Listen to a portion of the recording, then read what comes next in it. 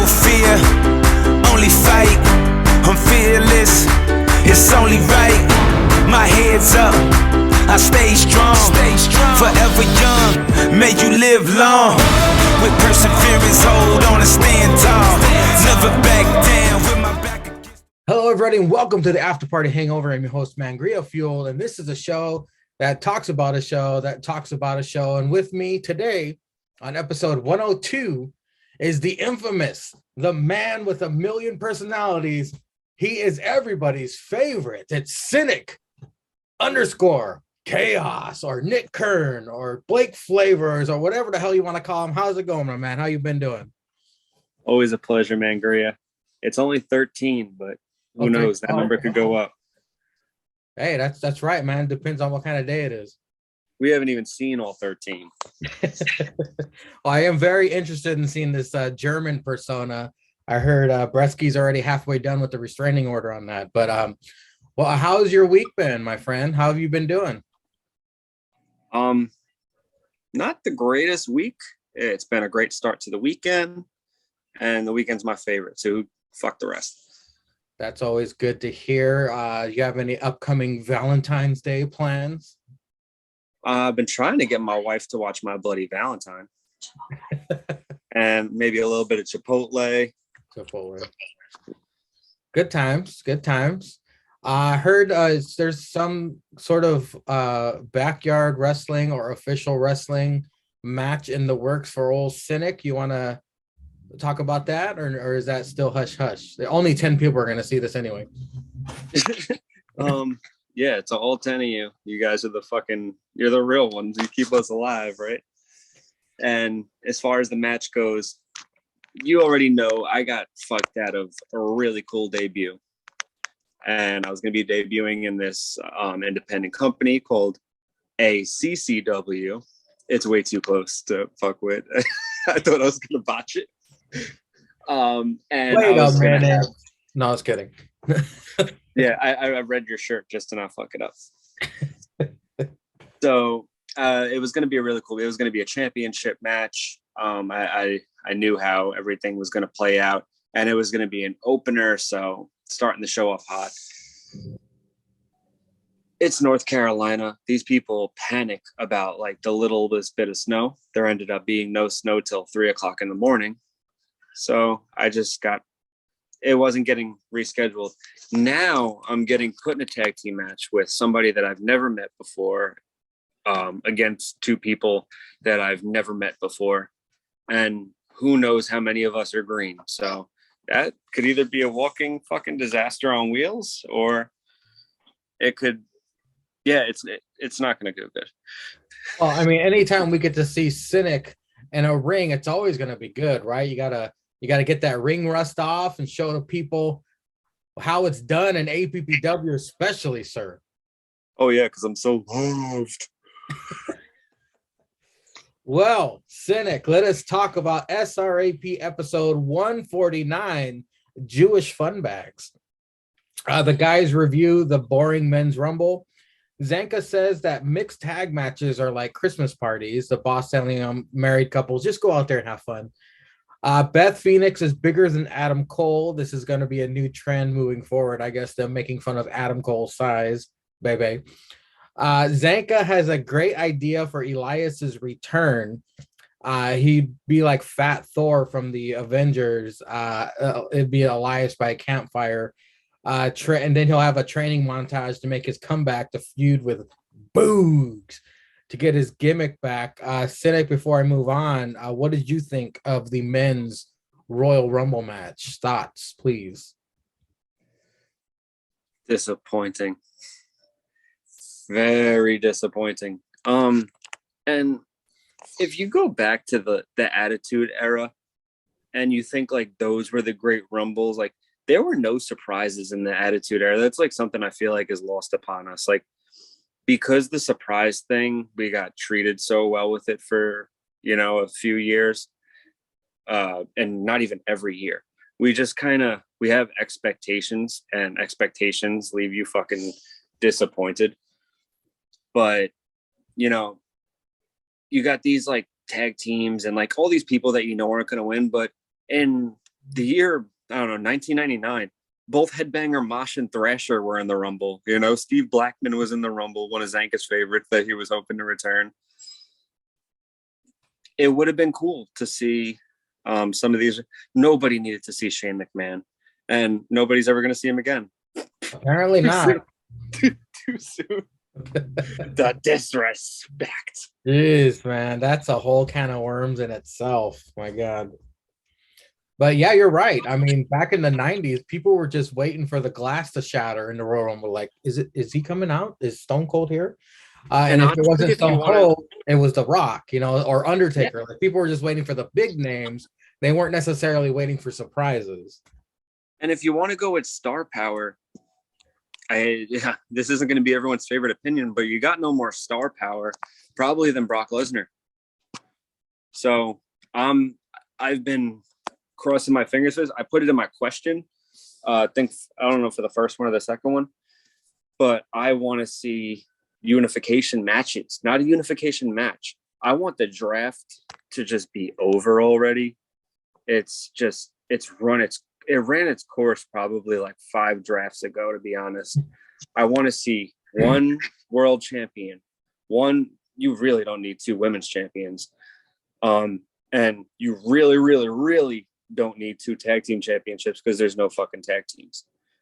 So you remember the year where we got a tag team elimination chamber? That was dope. Yeah, I'd love to get that let's do it in Saudi. some people might not return. No, I understand what you mean about the. I mean, there's actually That's gonna happen no matter what. There are 3 tag team championships. There's the men's SmackDown, men's Raw, and the women's. That's a lot of belts. Yeah, I completely understand where you're coming from. We'll get more into your questions later. I'm actually glad you're on because we were the only 2 from the group to actually ask questions, but we'll talk about that more later. Apparently morale was down backstage at the Rumble thanks to old Vinnie Mac.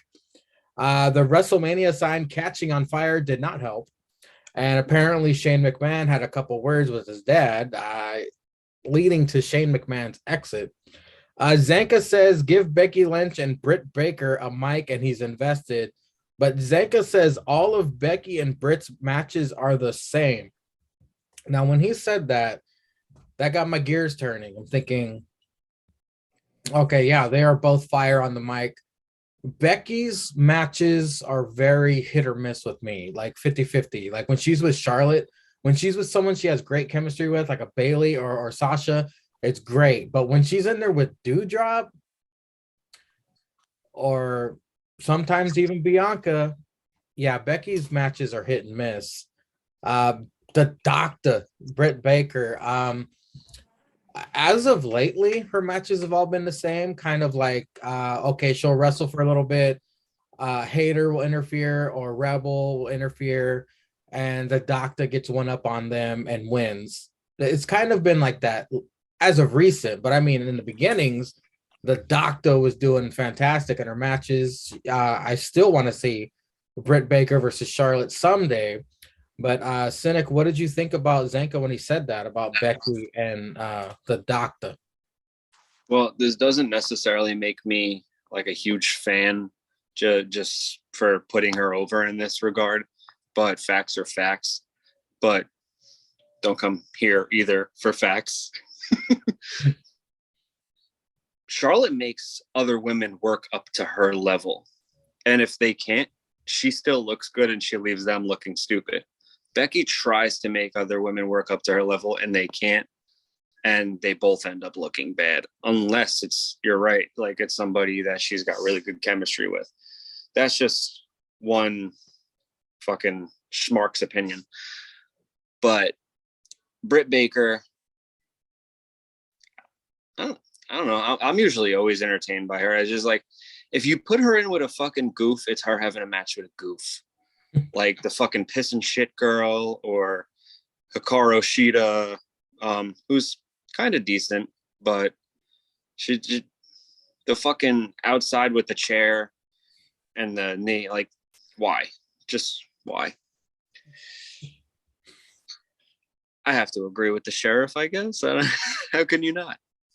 The thing about the doctor that is so great is not only does she, but like you said, when she's wrestling a goof, she talks shit to the camera, and she poses and she smiles and she does she does extra work to keep us entertained when she's wrestling with someone like a Red Velvet or someone who can't really be on her level. I'll always praise the doctor. I'm a huge fan of Britt Baker. Becky Lynch, yeah, you're right. She's when she's in there with someone she has chemistry with, but I don't know. The sheriff does have a point. However, with Britt, I may have to disagree. The doctor, but hey, like you said, we're smarks. This is a podcast that 10 people watch, so who gives a fuck? Well, real, just to shine a little bit more light on that, and it's like where WWE does too much, but AEW doesn't do enough. If you continue to put Britt Baker in feud matches, like just start out small, start out with a singles match. Don't go right into the Texas Death Match, but as a first match. But like start out with a regular match and kind of up the stipulations and stuff like that. Britt Baker and Thunder Rosa could be like the next female Rock versus Stone Cold for all we know. You know, we got that one awesome shot of the blood and everything like that. As well as if you put her in there with maybe a Serena Deeb, you might have some fucking bangers. And she's showing a new side, which I'm kind of excited for. But then overdoing is Becky versus Charlotte. Becky versus the Force Horrorwoman. I'm not even going to try to fix that. I'm just going to let that one rock. The four Horrorwomen. The four Horrorwomen. Or just keep playing Ring Around the Rosie too much to the point that people are sick of it and they want to see Liv. They want to see, Naomi. Insert name here. Naomi. Mm-hmm. Those were my two picks. And I was just screaming in my wife's face, fuck the Bellas. Fuck the Bellas. Fucking little cunts. As soon as they eliminated Liv. Yeah, even though the women's rumble was better than the men's, it was a little the IWC was not happy with Liv being tossed out and all our favorites being tossed out. Naomi and Sonya's feud kind of needed that, I guess. They're gonna go into it. They're gonna fight again. I don't know. We'll see what happens. But hold on, wait. I'm channeling a message from Serendipitous. We of the Fudget Club want Ivory in APPW, and we want her in the Fudget Club as soon as possible. You know, Ivory could be the first woman in the Fudget Club. That is a very interesting suggestion. Serendipitous. However, you don't exist anymore. Up next, Jake says that Rhonda has titties now that she's a mom. And the front wedgie picks have returned. I'm doing an over-under every time Rhonda's out there, how many times she picks out that front wedgie. And then the guys say... The guys, wait till we get to Maurice. The guys do say during the podcast, this was Tuesday, at least Goldberg wasn't in it. Smash cut to last night. Q Goldberg challenging Roman for the title at the Saudi Chamber pay-per-view. Just their hate alone for Goldberg makes me want to see an SRAP with Jake and Zanka over that news. It would be fucking hilarious. Dude, I just want, however you get to it, no belt on the line. I just want Riddle versus Goldberg. Yeah, because it's got potential to be there now. Give Goldberg like a month to prepare because his old ass gets winded on his entrance.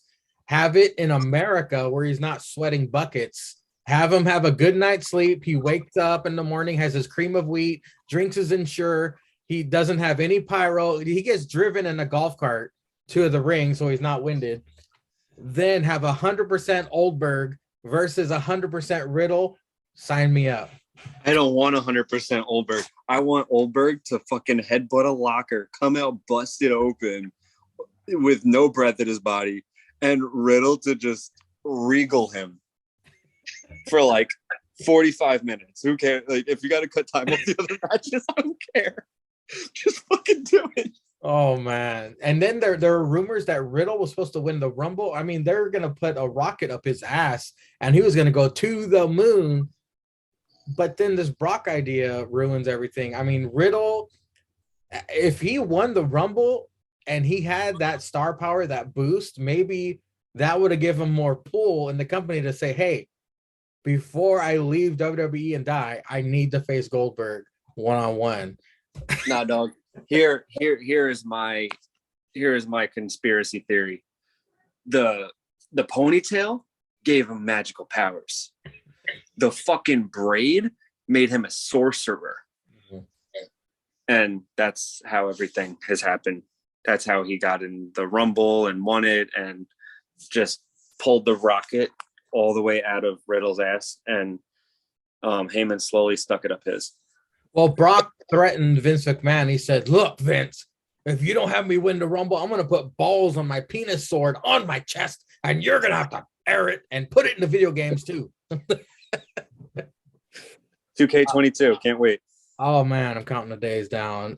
Seth Rollins versus Roman Reigns was the peak of the Rumble pay-per-view, and that's the fucking thing that kicked everything off. Fuck you, KFC, for making me miss that. Seth returns in his Shield gear. He had the Shield music. Even the ending, they were big fans of. Sinnick, what did you think of this banger of an opener for the Rumble? Bruh. Like the Shield nostalgia thing was cool, but the mind game of it was even better. The laugh is what popped me throughout everything.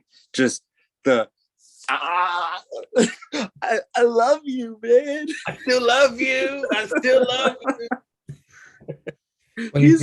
He's like the crazy ex-wife who just keeps coming back while he's on a date with his new girlfriend. It's the best.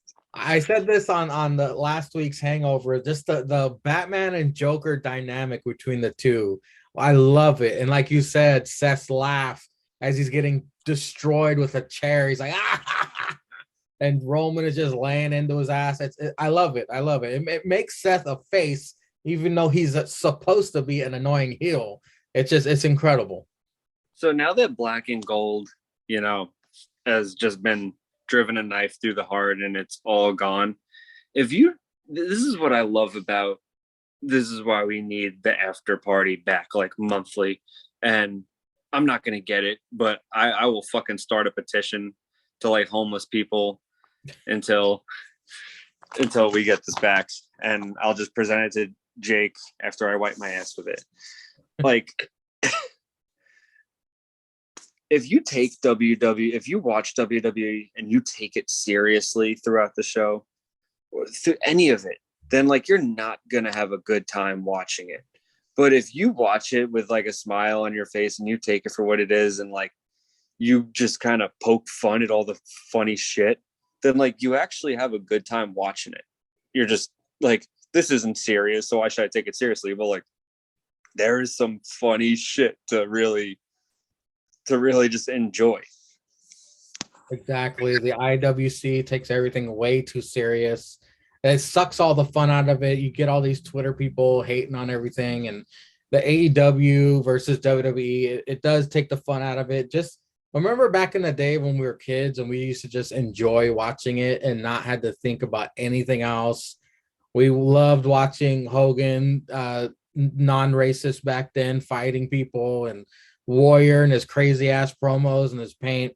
Nowadays, I was a Vampiro guy. I remember when they did the Vampiro versus Sting feud, and like now you'd look at that and be like, yo, that was so fake or whatever.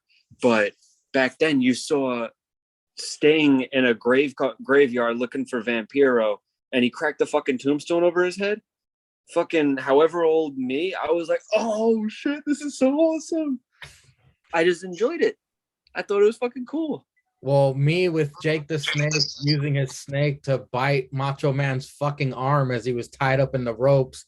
I was watching that as a kid, like, oh my God, they're allowing this on TV. Have you ever heard the story behind that? No. Oh, like the backstage story where like he's like, I'm not letting that snake anywhere near me. And like Jake the Snake's like, what did he say? Jake the Snake's like, don't worry, this is a different snake. He doesn't bite. He's he said some crazy shit, and he's like, let me see it bite you first, and then I'll think about doing it. And he goes, oh yeah, no problem. And he lets the snake bite him, and like Jake was probably on like way too many drugs, he didn't even feel it, and he just kind of like latched on there a little bit and let right go, but he didn't let go of Macho Man. Yeah, they had to put. Remember when it actually aired? They put like a censor. They censored it. Like the snake was on there moving its head, but there was a censor bar over its what it was doing. But there was blood. I think there was blood coming out of his arm. There was. Yeah. So what did Macho Man do after that segment was over? Did he beat the shit out of Jake Roberts? This makes me want to go back. Chris Jericho had Jake the Snake on his cruise, and on Talk is Jericho, he told Jake told the story. And believe it or not, even with his raspy voice, Jake does a decent Macho Man. Well, it's like a one octave below. You know, it's just a deeper Jake the Snake if you think about it. And quieter. It's like whispery rasp. That's true. During the podcast, Jake adds an S to the name of Ridge Holland because I listened to it multiple times, and he goes, Ridge Hollins. He says it like a black dude.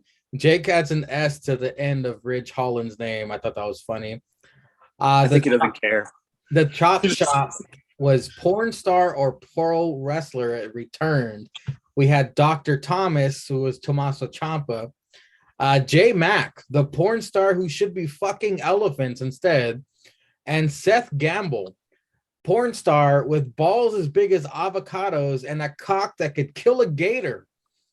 Were you guessing along while listening to this, Sinnick, or were you Googling these guys? No, the J Mac. I couldn't wait to find out. Like I was at the edge of my steering wheel in my fucking truck. I was like, what is it? If he's a wrestler, come on. I could see Seth Gamble in APPW. Seth, that was a gamble. That's true. That was a 50-50 right there. I love that though. I love the Chop Shop, how it changes, whether it be guess that lyric or fucking trivia or the porn star thing. It was. I want to. You know when like Pornhub Premium, usually it'll give you like it'll say free under it, so it'll be like a regular video. But I don't know how often you dabble, but I do more than dabble. So right under it, it'll on Pornhub, it'll say free. So it means you're getting a Pornhub Premium video because they take all the good shit out now, and you end up watching some shit that you already watched last week.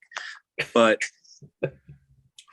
I would love to see a Pornhub Premium free video, and it's called Raw Roulette, and it's got Gamble and like just like 10 chicks, and they just spin the wheel. It's like you find out what they're gonna do.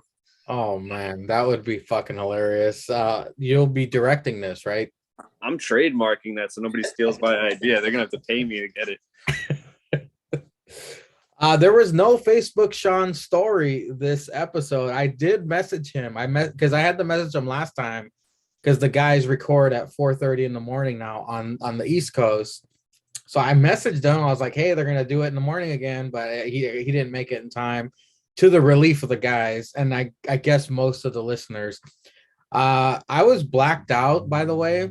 So when they put their post on the Instagram and Facebook, and I was like, all right, I'll check back later before I go to bed. So I checked back later before I go to bed.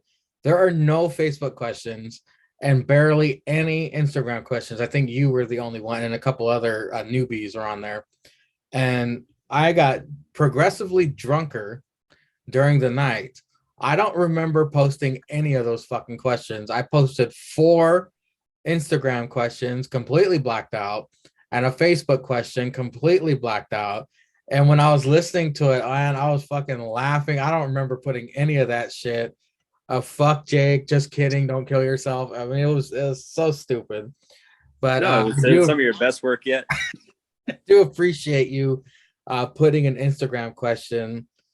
They bring up that the tripods are 9 hours long when, excuse me, I've been doing my best as of late to make it below 2 hours. The last tripod that was over They're 2 like hours. 4. The last tripod that was over 2 hours was the Christmas special.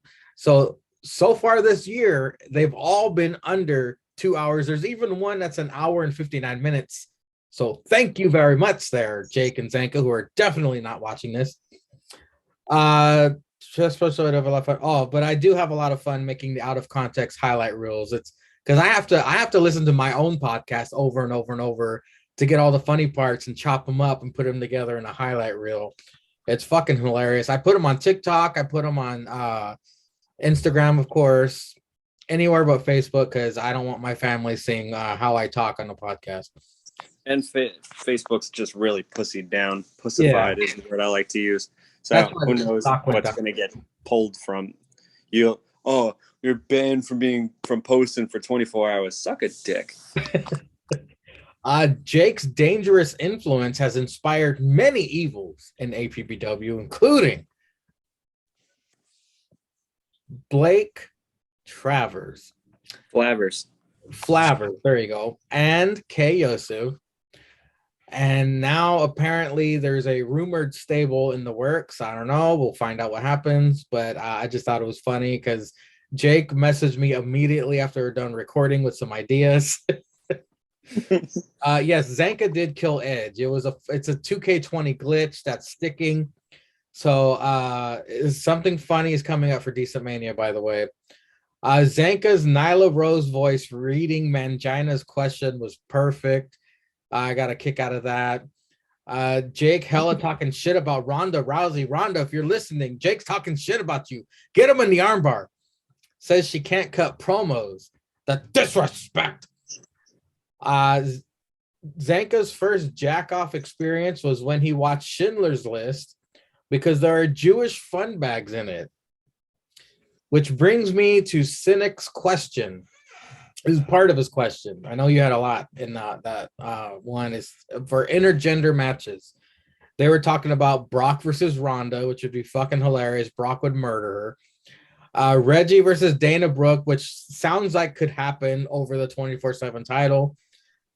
Corey Graves versus Carmella. Anything to make that face, better to look at because she still looks like a horse. KO versus Bianca Belair. They are correct. KO would murder her. It would be entertaining though. Bianca would probably lift his fat ass too. Baron Corbin. I got a theory. I got a theory about Ronda, about how Ronda could beat Brock. Low blows? No, hear me out. Okay. I think his chest tattoo is his weakness. If she front kicked him perfectly in that tattoo, she could send his turdiculitis back and he would just like slowly start dying in the ring. And then she puts him in the armbar, but he's really tapping out or passing out to the pain of like his just like pneumonia sickness. And that's how Brock Lesnar almost dies twice. And then he could have this amazing comeback, and comeback is number 30 next year to piss everybody off. She could Hadouken his chest tattoo, and he'd be like, and fall on the floor. And then she has him in the armbar. Paul Heyman's on the outside. Oh, wait, Paul Heyman's not with him anymore. He doesn't have no help. He's fucked. So he's on the floor dying from his diverticulitis. And she picks up the W. The crowd goes insane. Everybody starts cheering Ronda again. I heard Bianca is training Brock how to use that braid. What braid? Brock's braid. He's going to try to grow a blonde Bianca braid, and he's going to use it as a fucking weapon. That would be fucking hilarious. That braid is getting out of control. He's going to look like Murder Hawk pretty soon. What intergender match did you have in mind when you were writing this? That was it. I was the one. If you look back at my question, I said I'd personally like to see Brock versus Ronda. Brock versus Ronda, and that's the scenario that you already had it in your head where she kicks him in the fucking chest dick, and then he gets the fucking whatever, almost I don't know how to say it, the fucking disease Yeah, diverticulitis. Yeah, thank you. Diverticulitis. I only know how to say it because my wife has it. Really? Yeah. Well, now this doesn't feel that funny. No, we can all take a joke over here. Shit. I Um, gotta think of that. I always say like I'll be like, yeah, like kick, like AIDS, fuck AIDS. AIDS is a big joke. There'll be like some kid over like in the corner, like I have AIDS. Shit. my Wrong uncle place, wrong died of time. AIDS. No. In your wrestling career, have you ever had an intergender match? No, but I sold the shit out of a slap in a Royal Rumble last year. Oh yeah. It was this dude's like ex-girlfriend, and she was coming back for blood, and she came in, and it was a spot where she just slapped the shit out of everybody in the Rumble. And then this one jobber dude pulls his phone number on a piece of paper out of his tights and hands it to her. And she's like looking at it, and she gave him the kill switch. But I was in the corner, and I did the thing where you just fling your whole body back, and I almost went over the top rope from the turnbuckle. Nice. What number did you come out as? I think 10. 10. Well, you got a whole lot of airtime in the crumble.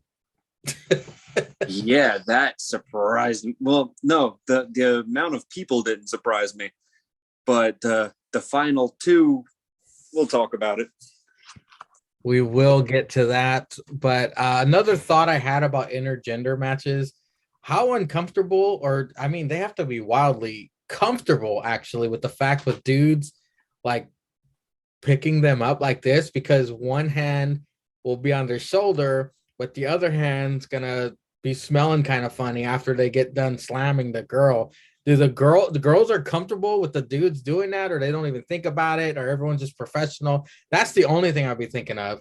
I mean, like when male cheerleaders lift the chicks up, they got her like a bowling ball up there. Like, what happens in intergender matches when the dude wants to body slam a bitch or gorilla press slam her? I mean, the hands is in all the wrong / right places. Sinnick, what's going on here?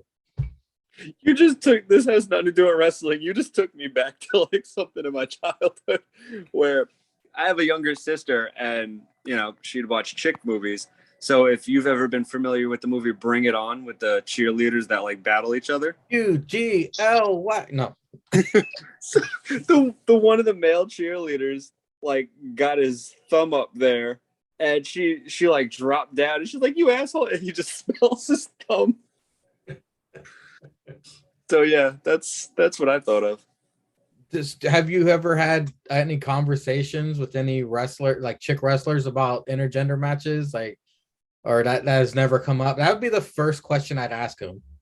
No, and my I have a friend, Casey, who just got squashed by Thunder Rosa on Dark, but she does a lot of intergender matches. Mm-hmm. She used to do all intergender matches when she first started, because in the company she was the only woman. So I haven't had conversations with her about that, but now I kind of want to maybe try to get her on the tripod or something. You DM her right now. I want to know. No. The guy, see the screen splits in 3. Here we go. On the subject of your question, still, they said Britt Baker versus Orange Cassidy, and then they make fun of Adam Cole's size again. That's hilarious. The next question I ask is gonna have to do with Adam Cole being scrawny. Statlander would beat him in a squash match. Pretty much. Your hashtag, numbers make Brett nervous, was fucking hilarious. Hashtag Jake's more Jack than Adam Cole. That, of course, added fuel to the fire. Very funny. Zanka calls AEW marks AEW sexuals. That's a new one. We're gonna have to start bringing that out for the tripod. The LOL line of the night. They were on the subject of Chad Gable, and then the unfortunate booking of Jason Jordan being Kurt Angle's son. And Zanka says, if only his neck was stiffer than his dick, he would have made it. That was fucking hilarious. And not to shit on Jake or anything, because he actually pulled one out at the buzzer. He says, we started with dicks and ended with dicks. So it's kind of like a 50-50 there on the LOL line of the week. But of course, I'm going to give it to Zanka because I'm going to put it. I already have the graphic made and everything. I'm going to post it after this.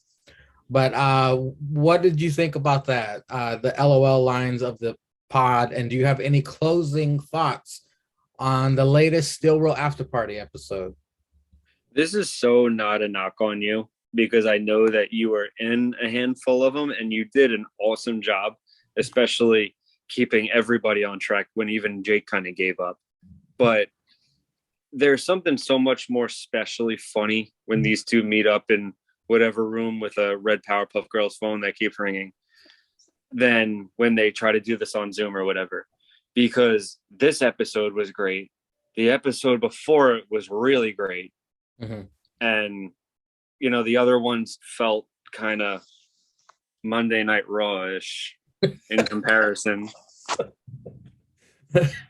No, I totally agree with you. I mean, as an avid listener, I mean, when they get in the room together, it sounds better. They're more comfortable. Zanka's not as distracted. And I don't know. And then his distraction, like when they're together, his distractions are funny. Yeah. But like when it was like Zoom, his distractions, like you couldn't play off of them. So they didn't grab you like that. Because you see, when he was distracted on the Zoom ones, he'd just be like this and laughing. He'd just be smiling. And you're like, what the fuck is he looking at? And he didn't say what it was, but when he's with Jake, he does say it and it becomes part of the episode. Like this episode, remember his alarm went off like at the beginning? He had like an alarm on his phone. That fucking distracted him. But yeah, I completely agree with you. It is an honor just to be a part of the fucking Still Real After Party podcast. And I'm hoping to return on 155 because apparently I'm on 133, 144. I want to be on 155 if it gets that high. I don't know. It feels right. It just slips right in there. We'll see what happens in the future. I know they're coming back for the pre-WrestleMania ones. I mean, I would have loved to maybe I'll convince them to do a mini SRAP just to shit on the Elimination Chamber, maybe a Zoom thing. I don't know. I'll think of something because I got to get their thoughts on Goldberg being re-injected into the situation. Everybody's worst nightmare. I know it's not their forte, but when's this Revolution pay-per-view? You got a date on that? March, right? It's the beginning of March. Hey. Hey, you know what I'm saying? You never know. No, you know Jake don't watch AEW. Nope. It's not on Hulu either. You have to pay for it. You have to pay for Hulu like premium or something. Well, Sinnick, for the 10 people watching, probably you're going to be one of them. What plugs would you like to get out there for yourself, sir? For myself? Nah. Check out Mangria's YouTube page and tune into the tripod, and After Party Hangover. Me personally, when I do something that matters, I'll let you know. I appreciate the background, though, by the way. Still got the repping the tripod. Because I don't got yours, man. I get the shit too late. There will be a new tripod this weekend. We'll be talking about all the usual shit we go through. I'll chop it up, put the highlights out there. I love making the shorts too and putting them on YouTube because people actually dislike them. It's funnier to me when people dislike them than when they like them. Because there's one with Cesar that has 800 views and there's like 15 dislikes. It cracks me up every time. Like, why? Why would you dislike this? It's fucking hilarious. And possibly tune into part of the next tripod where a little personality with Asian eyes in my brain drops the Asian news on y'all, and you never know what he's going to say. He's kind of a wild card. What's that? Breaking Asian news? Alrighty, everybody. Thank you for tuning in. Thank you to Jake and Zanka for bringing back some free funny for a couple of weeks.